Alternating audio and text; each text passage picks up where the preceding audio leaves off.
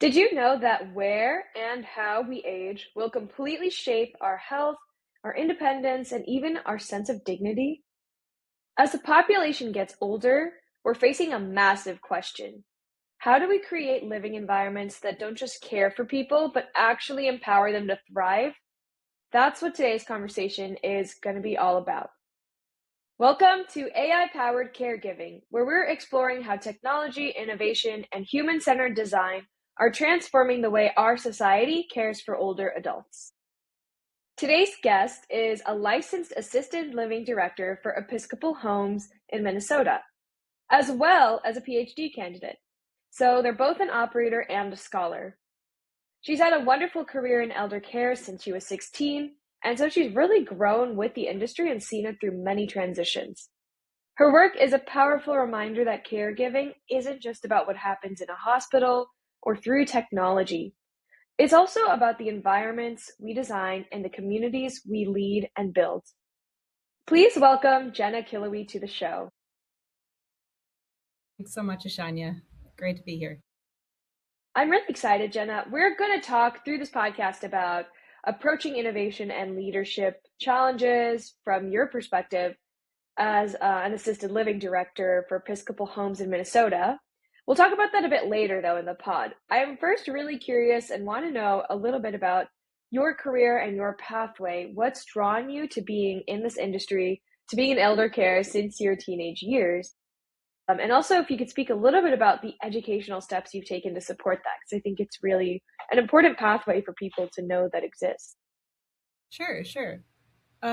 So I started out as a dietary aide, actually, for a hospital in Minnesota.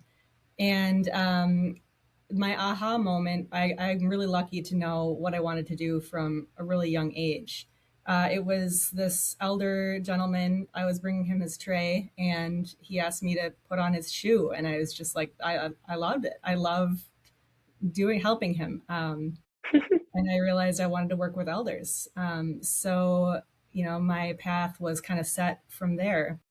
I became a certified nursing assistant. So that's how I worked through college. I went to University of Wisconsin-La Crosse for therapeutic recreation. And that's kind of where my career started. I was at the Veterans Home in Minneapolis for quite a while, and realized that there's a bigger picture that I wanted to tackle. I saw a lot of issues that I knew I could do better, make better. So I wanted to go into management. So I pursued my Master's of Science in Gerontology from Kansas State and got into management that way. So I was a housing director for a while, adult day director, and it became really, it changed from caring about the individual, my elders individually, to really caring for my staff that are caring for the elders, because I know that if I can take care of them, they're going to give just the best care to my elders. So it's a bigger picture. And now I'm focusing on a bigger picture yet, getting my PhD from Nova Southeastern University, and just looking to use that knowledge that I'm getting about science and its methods and all that to develop and test wider scale interventions to bring more efficient and better care to my entire organization and eventually elder care as a whole. I really love your journey because I think it's mirrored both with a lot of on the ground work, a lot of the operator work, and then this sort of like higher level academic exploration of things. And I think that's something that you see in people who are executives in the industry, but not always. And it's good to know there's a pathway to doing that, to pursuing, knowing you want to do this from a young age, feeling that sense of duty and that calling, and then like chasing that and really seeing success. Yeah, I've It's been really really, lucky. sorry, go ahead. I've been really lucky. Well, I heard that there's been some ups and downs. I read on your profile that obviously while doing the master's, you were working full time and you also had children. And I'm always so curious if you have any thoughts or advice on like on doing that, on being a parent, managing school, managing work as well. Yeah. My only piece of advice really is just don't quit. Don't ever quit. Every single day is going to give you a reason to quit school, and just stick with it. If you have to go down to part time, if you have to take a semester off, don't quit. It's worth it. It's worth it to finish, and it'll it'll catapult you if you finish. I think that's really good advice. And your educational background allowed you to transition into some of these management leadership positions, right? What does good leadership mean to you, especially in the context of senior living, elder care? Are there any differences between leadership in this industry and in others that you've seen? I have seen a huge difference in the leadership at Episcopal Homes versus the other places I've been. I mean, a lot of elder care, long term care facilities. I've worked at many, many. And Episcopal Homes is different because they really match my theory that if you take care of your staff, your residents will be very well taken care of. I mean, we have some of the lowest turnover rates with our direct care staff in the state. We've got some really happy people because the executive team leadership knows these are the people that are fulfilling our mission, not us. It's our direct care staff. It's all about them. Yeah. Do you feel like your experience as direct care has led to this insight over the years? I think so. Yeah. I mean, I've, working at a CNA as a CNA in a couple of different places. Sometimes I felt like just another body, like a cog, just there to do your job for the least amount of pay possible and, clock in and clock out. And I knew that I don't want my staff to feel like that. Burnout's real, Yeah. and it's hard enough to get caregivers and good caregivers, just not just a caregiver, but really good people. It's hard. So once you get those people, you your entire um, reason is to keep them there. Yeah, that makes a lot of sense. I think, yeah, being a good leader in this industry, as you said, clearly, if you are good at managing teams, if you care about your staff and you help them get their jobs done, the organization thrives from the ground up, right? I think we see a lot of leaders who know that they need to change what they're doing. And in this industry, specifically in elder care, there's going to be a lot of transformation coming up. And we know that orgs and leaders know that that's on the horizon. They know they need to change. But change is really hard. And it definitely requires a lot of effort. It requires planning and long term planning. And then you have to also battle facing resistance to that pivot. How has Episcopal Homes approached this challenge, and what does it look like to truly commit to change and innovation, um, especially when it comes to improving care through technology? Well, we see the challenges first in our industry. We see our elders coming to us sicker and more frail and with less money to pay for their board and care. We are constantly given new regulations, rules by our government, stricter rules. And then we're also given way less funds and reimbursement to fulfill those requirements and still provide excellent care. And then add in the fact that we just don't have enough caregivers anymore. So Episcopal Homes realized that a long time ago that the organizations that can figure this out and not only stay in business but thrive, those are going to be the best of the best. Those are going to stick around. So innovation is really what's necessary to figure out how to thrive with that squeeze that we're experiencing. So that's really become a main focus for us in our strategy is innovating. Yeah, that's really impressive. Um, what are some of the ways that y'all are committing to innovation? So right now, we are partnering with, as an example, one of our things that we're doing to innovate. We're partnering with the University of St. Thomas, and we're doing a publishable quality research study. It's a pilot, and we're investigating the effects of Zemplee. It's the AI passive monitoring system on reducing falls and fall related injuries on a memory care unit. And what this has the potential to show us, we're not sure, we don't have the data, we haven't really started yet, but uh, potentially it can give us the ability to learn our residents' behaviors when they're not in sight and to intervene before catastrophe happens, like a fall or an injury. So that's going to give us much more efficiency, more time. You know, we spend a ton of time working on documentation, follow up, reporting for every single fall. It's just a ton of extra time that my staff has to devote to this. So if we can take all that back, imagine the quality of care we can give back to our residents instead of, working on paperwork.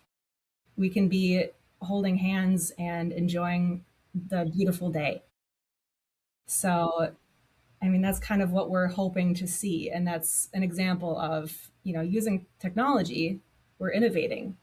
It takes a lot of courage, I have to say.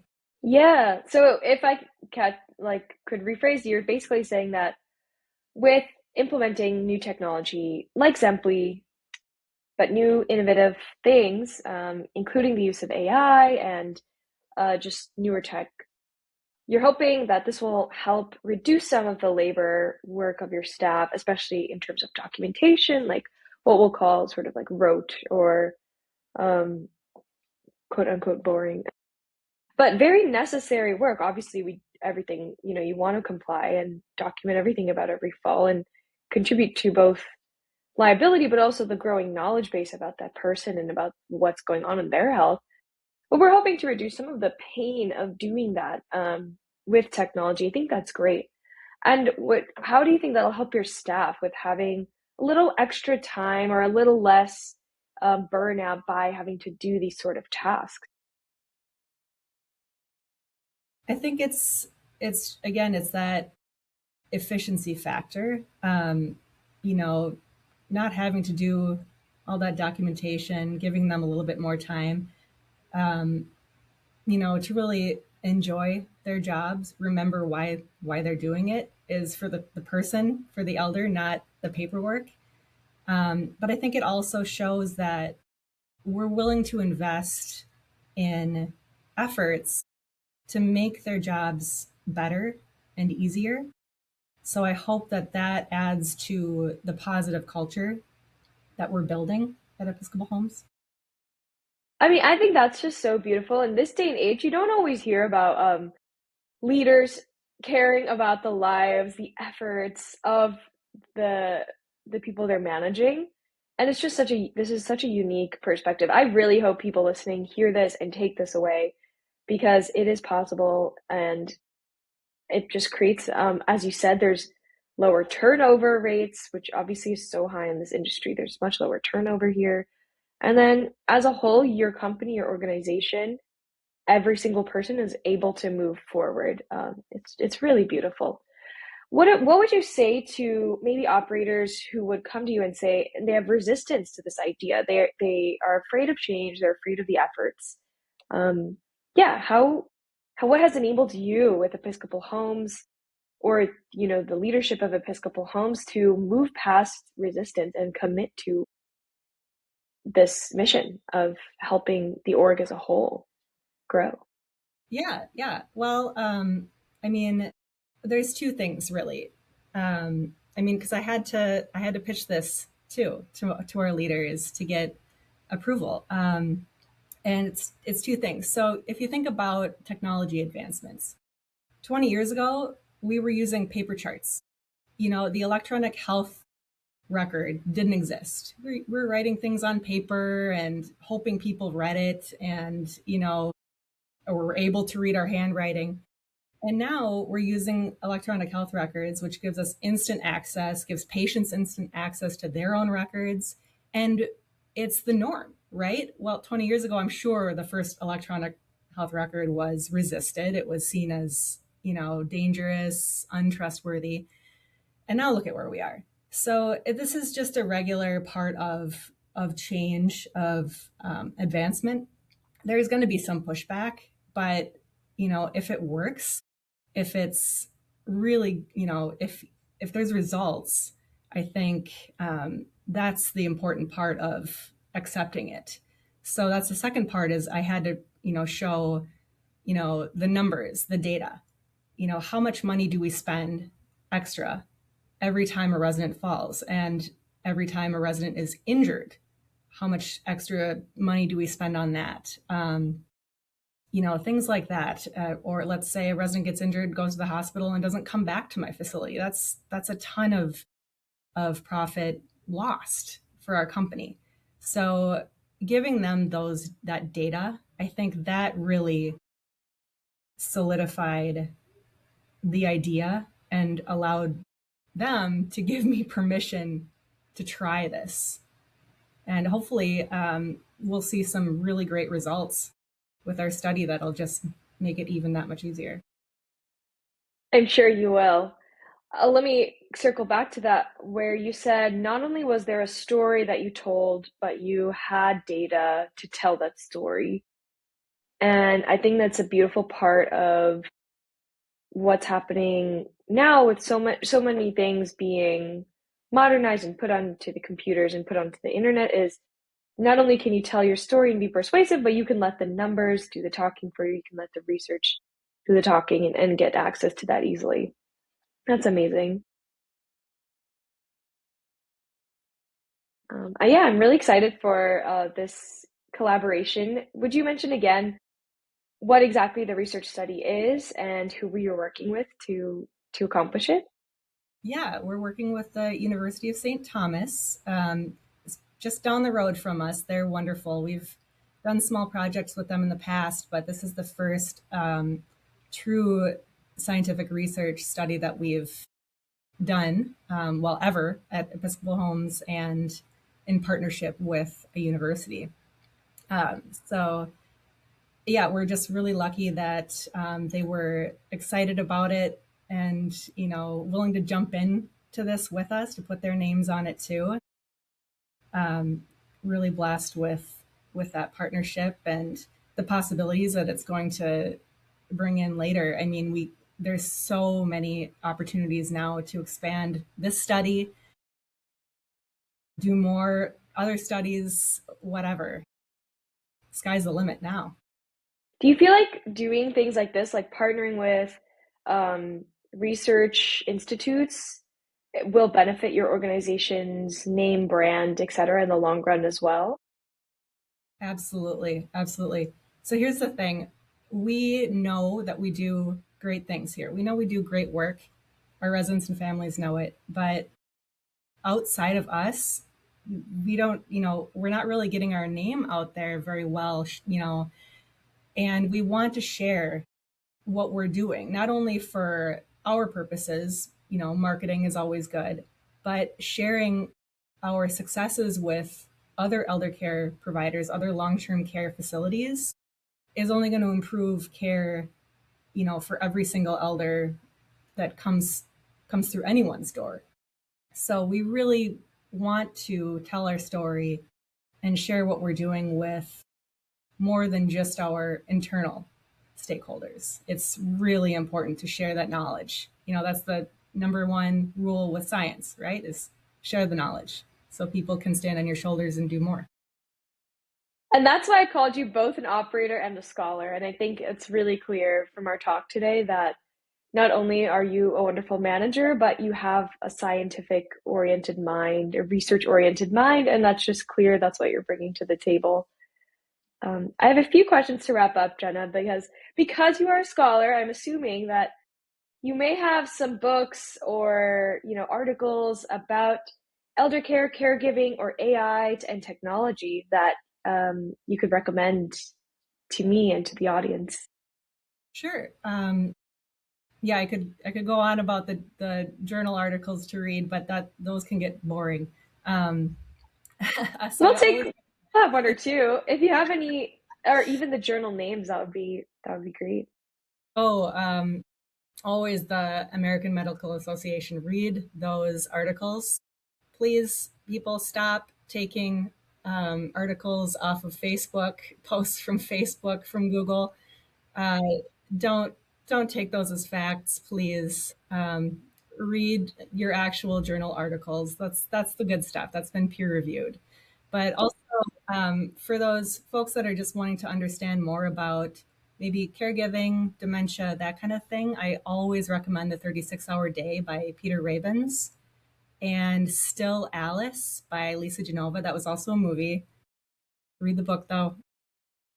It's really gives that insight, that personal insight into what it's like. So understanding what caregivers are going through is, I think, one of the most important needs that we have in this country right now. Yeah, I completely agree. I think like my generation and even a one or two above, and then obviously below, we're gonna have to be. It's a big adjustment for us, and a lot of us are already kind of dealing with caregiver questions about caregiving, but it's still not on the forefront of people's minds. And so I'm really glad you recommended some books that are quick and easy to get and reference, as well as the journal articles for those who are more interested in the scientific research part of things, which I am. Um, but yeah, still Alice. I actually did see that movie, but I haven't read the book. So a good tip to actually read the book. Um, what are you reading and watching now? I read a lot of Stephen King. I like his earlier horror, it's good, but his later stuff is a lot deeper. So, um, Bag of Bones is excellent. The Talisman, that's actually my favorite book of all time. Cool. It's a really good one. Recommend it highly. And I'm watching The Pit, which is just fabulous. It's very hard to watch sometimes, as all healthcare workers would understand. But I just love its honesty. It's so refreshing. Wow, I will have to check the pit out. I've heard such good reviews, so I'd be excited. Is it so it's less dramatic than Grey's Anatomy, or? Yeah, it's not a soap opera. It's sure got drama. I mean, of course it would, but no, it's not a soap opera. It's good. It's really good. That's good to know. And we here to hear from a licensed professional in the medical world, the health and medical world. Great. Thank you so much, Jenna, for taking the time to be here with us and then sharing with us your expertise and being a leader in this industry, and being a change maker. We really appreciate it, and we're so excited to work with you and partner with you. Same. Thank you so much, Ashanya, for the time and the opportunity. Bye, everyone.